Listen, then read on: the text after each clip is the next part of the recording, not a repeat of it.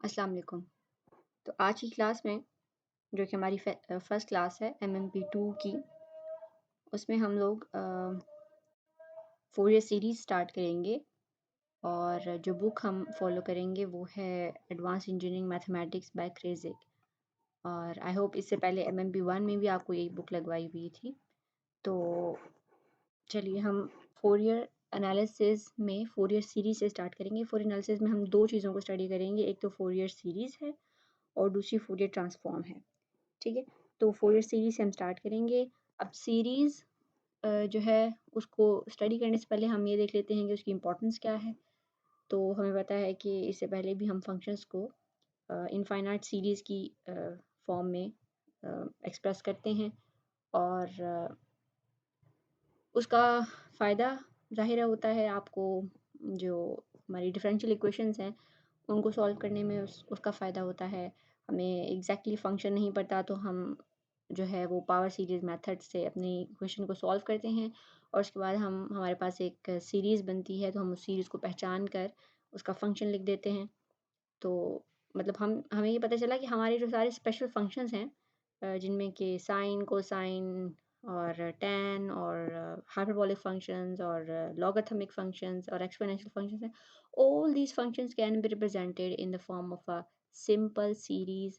और वो simple series जो है मेयरली वो पॉलिनॉमियल से मुश्तमिल होती है, यानी कि 1x साथ में कोई कोएफिशिएंट भी आ जाएगा, plus another coefficient times x square plus another coefficient times x cube, so on infinite series जो है वो इस तरह आप इनको अप्रोक्सीमेट करते हैं। सो बेसिकली आप क्या कर रहे हैं, आप पोलिनोमियल्स में की टर्म्स को ऐड कर करके आप अपना फंक्शन जो original function let's say sine है या कॉज है उसको आप अप्रोक्सीमेट कर रहे हैं। तो इसी तरह फोरियर सीरीज़ जो है वो सीरीज़ अब थोड़ा इस तरह स्पेशल है कि ये सीरीज़ जो हमारे पीरियोडिक फंक्शंस होते हैं उनको रिप्रेजेंट करने के लिए इस्तेमाल होती है। अब ये देखिए कि जो हमारा है कॉम्प्लेक्स एनालिसिस, उसमें इन दोनों सीरीज़ में कोई फ़र्क नहीं है, फोरियर सीरीज़ और टेलर सीरीज़ में। फोरियर सीरीज़ जो है वो अगर आप टेलर सीरीज़ को एक सर्कल पे डिफ़ाइन करना शुरू कर दें तो फोरियर सीरीज़ बन जाती है। ठीक है? तो इनमें कोई फ़र्क नहीं है। जबकि रियल जो एनालिसिस है, यानी जैसे जो हम पढ़ते हैं रियल एनालिसिस जो हम जिसमें हम रोज़मर्रा के हमारे प्रॉब्लम्स होते हैं, उनमें जो सीरीज़ है वो हम इसको डिवाइड कर रहे हैं कि भई ये टेलर सीरीज़ है और ये फोरियर सीरीज़ है।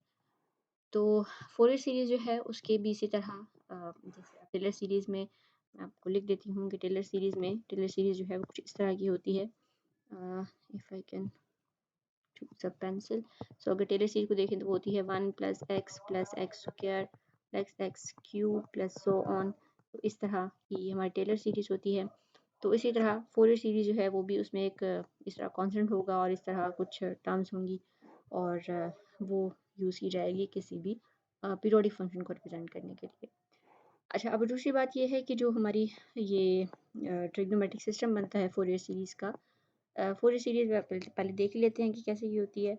ये कुछ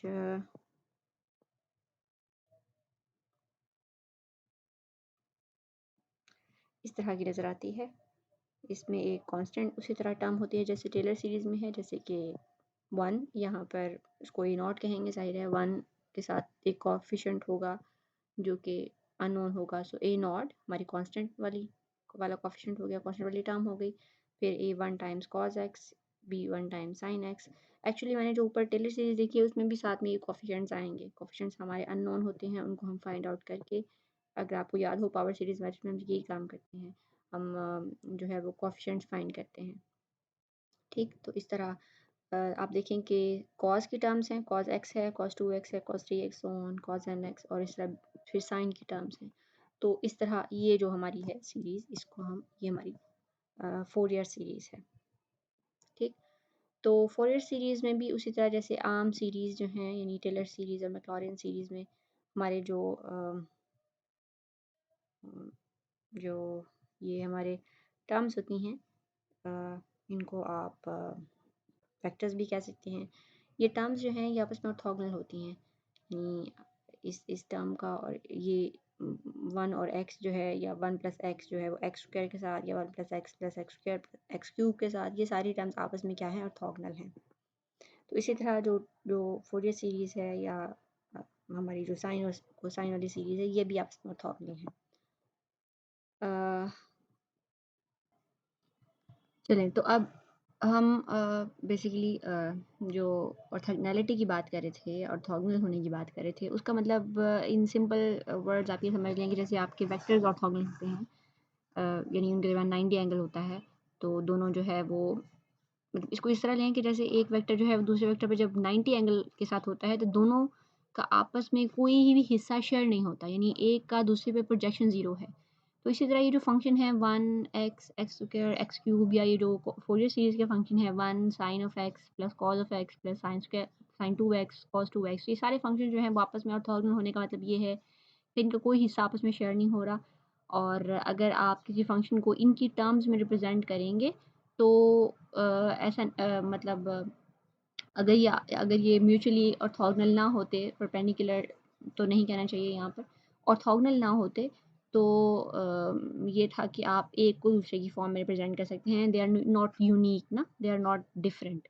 सो ऑर्थोगोनल होने का मतलब है कि हमारे सारे फंक्शंस जो है वो आपस में डिफरेंट हैं, they are not in any part related to each other. ठीक, ये तो थोड़ा सा आप आसान जुबान में समझ लीजिए, लेकिन असल में मतलब हमारा ये है कि अगर आप किसी दो फंक्शंस की को इंटीग्रेट करते हैं आप किसी स्पेसिफिक इंटरवल पे, और अगर उनका इंटीग्रल जो है वो 0 आ जाता है, तो इसका मतलब ये है कि वो ऑर्थोगोनल है।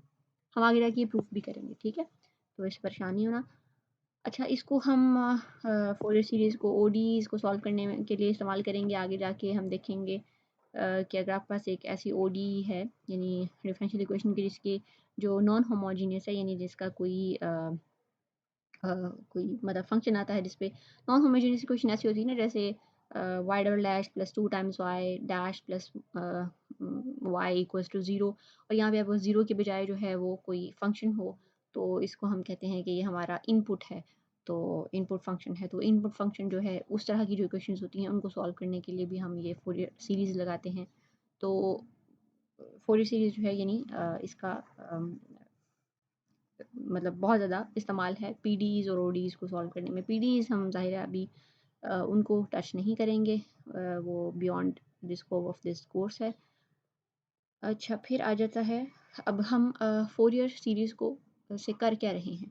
तो फोरियर सीरीज़ से हम जैसे हमने बताया कि एक पीरियोडिक फंक्शन को रिप्रेजेंट करेंगे फोरियर सीरीज़ की फॉर्म में, जैसे हम नॉर्मली फंक्शन को सीरीज़ की फॉर्म में रिप्रेजेंट करते हैं, यहाँ पर उस पीरियोडिक फंक्शन को हम फोरियर सीरीज़ की फॉर्म में रिप्रेजेंट करेंगे। और इसका फ़ायदा ज़ाहिर है ये होगा कि चूँकि फंक्शन पीरियोडिक है, तो हम उसको जिस सीरीज़ की फॉर्म में रिप्रेजेंट कर रहे हैं वो भी पीरियोडिक है, यानी वो सीरीज़ जो है वो साइन और कोसाइन पे मुश्तमिल है। तो आप जो है वो इजीली उस फंक्शन का एनालिसिस कर सकते हैं। ठीक हो गया? तो फोरियर सीरीज़ फिर क्या है? तो यहाँ पे उसकी डेफिनेशन है, आप देखिए कि we first need some background material. Okay, a function f of x is called. अच्छा, अब यहाँ पे हम पहले हम ये देखेंगे कि फंक्शन जो है पीरियोडिक उसका होना, उससे क्या मुराद है हमारी। ये फंक्शन जो है वो पीरियोडिक है। तो हमें पता है कि एक फंक्शन जो पीरियोडिक होता है वो अपने आप को रिपीट करता है after a specific interval of time which is called the period of that periodic function, right?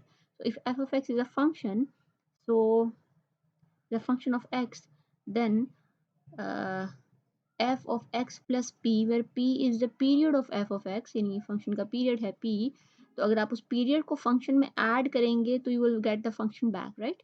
सो ये आपका फॉर एग्जांपल इस पॉइंट पे आपने फंक्शन की वैल्यू ली है, तो आफ्टर यहाँ से लेके यहाँ तक अगर आप जाएँ तो और इसको p कह दें, इस डिस्टेंस को, लेट्स से हम डिस्टेंस की बात कर रहे हैं x का, x डायरेक्शन में ये हमारा x डायरेक्शन है, ये x की तरफ डिस्टेंस तय हो रहा है और p भी डिस्टेंस ही है। तो after p distance, after this much distance, the function will get to the same height, to the same point where it was before, ठीक है, before p।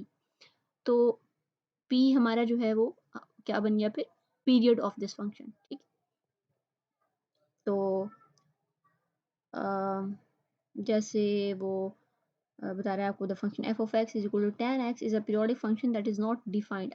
ऐसा नहीं है अब कि the function is always defined at every point. ठीक है, अब ये ज़रूरी नहीं है फोरियर सीरीज़ में रिप्रेजेंट करने के लिए फंक्शन को that you have a function that is defined at every point, यानी हो सकता है कि फंक्शन की इस जगह पर वैल्यू बिल्कुल ना हो ना, एक कोई पर्टिकुलर पॉइंट हो उस पर फंक्शन की वैल्यू ही एग्जिस्ट नहीं कर रही, लेकिन वो फिर भी पीरियोडिक हो सकता है। जैसे कि टेन का फंक्शन tan का फंक्शन जो है वो कुछ इस तरह करके आता है। टू बी प्रिसाइज मैं आपको इसका दिखाई देती हूँ। तो ये देखिए ये इस तरह का tan फंक्शन है।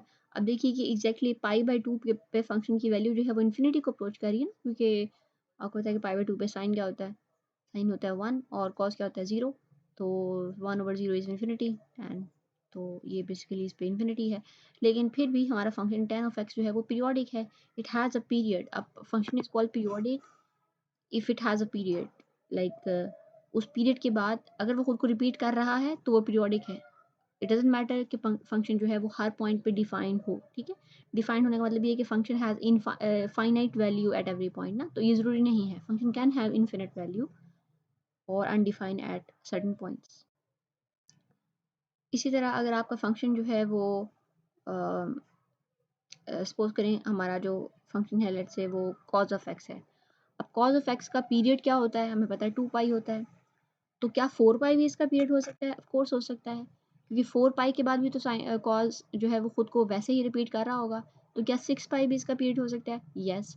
सो इस तरह यानी where this n is positive, n is even number, तो n इवन नंबर के साथ n पाई जो है वो कॉस का हमारा क्या उसको कहते हैं पीरियड हो सकता है, राइट। तो जो हमारा फर्स्ट पीरियड होगा यानी 2 पाई जो हमारा फंडामेंटल पीरियड होगा, सबसे छोटा पीरियड होगा, उसको हम फंडामेंटल पीरियड कहेंगे और बाकी के सारे पीरियड जो हैं वो भी हमारे फंक्शन के पीरियड्स ही होंगे। तो इसी तरह जैसे हमें उन्होंने एग्जांपल दी हुई है पीरियोडिक फंक्शंस की, कॉस है, साइन है, टैन है, कोटेंजेंट है, ठीक। तो ये सारे पीरियोडिक फंक्शंस हैं। कुछ पीरियोडिक फंक्शन नहीं भी होते, जैसे एक्स है। एक्स आपको पता है किस तरह का फंक्शन होता है। अगर आप एक्स को देखें तो ये एक इस तरह का फंक्शन होता है। एक्स स्क्वायर को देखें तो वो इस तरह का फंक्शन होता है। एक्स क्यूब को देखें तो वो इस तरह का फंक्शन होता है, ठीक है। ये फंक्शन खुद को रिपीट नहीं कर रहा है। कॉस को देखें तो ये एक बेसिकली हाइपरबोला बनती है इस तरह। नेचुरल लॉग ऑफ एक्स को देखें तो वो भी exponentially exponential type of function है, ठीक है। अगर आप उसको उल्टा कर लें तो एक्सपोनेंशियल बनेगा। तो ये हमारे सारे नॉन पीरियोडिक फंक्शंस हैं, ठीक हो गया। सो फिर आपका अगर आपका फंडामेंटल पीरियड होता है और फंडामेंटल पीरियड के बाद अगर आप फंडामेंटल पीरियड के साथ इंटीजर्स लगाते जाएँ तो वो भी आपके पीरियड बनते जाएंगे। तो फिर इसका मतलब है कि f of x plus 2p is a period of f of x where f of x plus p is equal to f of x plus p equals to f of x. So इसका just ये मतलब है कि आपने p को 2 दफ़ा add कर दिया, तो एक दफ़ा करेंगे तो हमारे पास एफ ऑफ एक्स आ गया और फिर दूसरी दफ़ा का ये आ गया और इसको फिर से ऐड करेंगे तो एफ ऑफ एक्स आ गया। ये है कि सिंपली कॉज ऑफ 4 पाई जो है उसको आप कॉज ऑफ 2 पाई और 2 पाई का अलग-अलग कर दो तो आपके पास कॉज वापस आ जाएगा। सो ये वो बात है। In other words, f of x plus np, p is period, so np is f of x। और अगर आपके पास दो फंक्शन है f of x और g of x, तो a times f of x plus b times g of x यानी कि linear combination of both the functions, that is the superposition of both the functions is also have a period p। अगर p of x और अगर g of x और f of x का अलग से period p है, ये उनका पीरियड सेम है, तो उन दोनों का जो लीनियर कम्बिनेशन होगा उसका पीरियड भी p ही होगा, ठीक। अ, अभी आपके पास जो हमारे फोरियर सीरीज में फंक्शन होते हैं उनकी वो आपको बताए हुए हैं कि उनका पीरियड जो है वो 2 पाई होता है। 1 cos of x sin of x cos 2x sin 2x so on cos nx and sin nx, ठीक है। इनका इनका जो हमारा पीरियोडिक सिस्टम है ट्रिग्नोमेट्रिक सिस्टम है और इनका पीरियड जो है वो 2 पाई होता है। और आपको यहाँ पर ये दिखाए भी हुए हैं कि अगर आपके पास 1 है तो 1 कैसा फंक्शन होगा। 1 जो है वो सिंपली एक यहाँ पे अगर 1 आ रहा है तो इसका मतलब सॉरी हमारा जो फंक्शन है वो 1 वो कुछ इस तरह का नजर आएगा, यानी 1 के ऊपर एक स्ट्रेट लाइन होगी। कॉज ऑफ एक्स जो है वो एक किस तरह फंक्शन होगा, ये वाला फंक्शन होगा कॉज ऑफ एक्स, ठीक। तो ये सारे हमारे साइन के फंक्शंस हैं और ये सारे कॉज के फंक्शन हैं, ठीक है। कॉज 0 पे 0 होता है तो ये हमारा कॉज एक्स का फंक्शन हो गया और चूँकि ये कॉज 2x का हो गया, ठीक है। और ये इसी तरह इसकी फ्रिक्वेंसी बेसिकली बढ़ती जा रही है। तो ये यहाँ पर जो हमारे एक्स के साथ ये कोफिशिएंट होता है ये बताता है कि कितना फ्रीक्वेंटली कॉज खुद को रिपीट करेगा। तो ये हमारा cos 2x हो गया, इस तरह cos 3x हो गया, इस तरह ये साइन है, ये साइन 2x है, ये साइन 3x है। तो ये हमारे जो सेम कॉस साइन फंक्शन है उनकी, जिसको आप कह लीजिए हार्मोनिक्स हैं, ठीक है, हायर ट्यून्स हैं। तो ये दोनों इसी तरह अगली 4x भी होगा, nx भी होगा, ठीक है, उसमें आप इसमें ये बहुत करीब करीब आ जाएंगे, ठीक है। तो ओवर ट्यून्स हैं बेसिकली हमारी। अब the series to be obtained will be a trigonometric series, that is the series of the form this। so हमने पहले स्टडी देखा कि ये बेसिकली हमारी फोरियर सीरीज़ की फॉर्म है। तो a नॉट जो है वो हमारा एक कांस्टेंट है, और फिर a1 cos ऑफ x का coefficient a1 cos of x, और साइन के कोफिशिएंट को डिफरेंट रखेंगे हम, वो b से रिप्रेजेंट करेंगे, तो साइन के साथ साइन x के साथ b1 आएगा, cos 2x के साथ a2, sin 2x के साथ b2, इस तरह जो सारे cos वाले होंगे उनके साथ a1 a2 आएंगे। a नॉट जो है वो टोटली डिफरेंट है, वो cos से उसका कोई ताल्लुक नहीं है। फिर साइन के साथ सारे भी आएंगे। एक्चुअली सॉरी, इसका ताल्लुक है cos के साथ, इसका ताल्लुक क्या है, इसका ताल्लुक है cos ऑफ 0 का। तो cos 0 1 होता है ना, तो ये बेसिकली a नॉट टाइम्स 1 है, इसका cos से ताल्लुक है, a नॉट आ गया। अब b नॉट नहीं है यहाँ पे, ठीक है।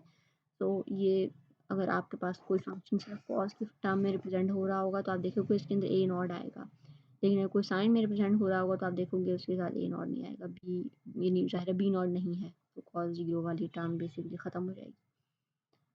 और अगेन जिस तरह हमारी टेलर सीरीज़ में हमारा काम क्या होता था कि हमने उनको जो हमारे कोफिशिएंट्स हैं उनको फाइंड आउट करना है, इसी तरह यहाँ पर भी हमने कोफिशिएंट्स को ही फाइंड आउट करना होगा, यानी a1 a2 a not b1 b2 वगैरह, इनको हमें फाइंड करना होगा।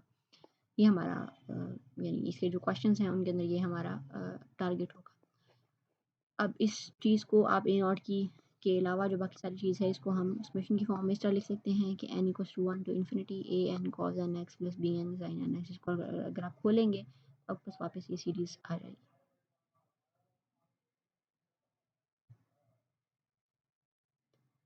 अब इन कोएफिशिएंट्स को कैसे फाइंड आउट करना है, उसके लिए हमारे पास ये कुछ फार्मूलाज हैं, इनको आपने अभी तो याद कर लेना है, लेकिन इसके बाद हम इसको ड्राइव भी करेंगे। 2 लेक्चर्स गुजर जाएँ तो हम इसको ड्राइव भी करेंगे।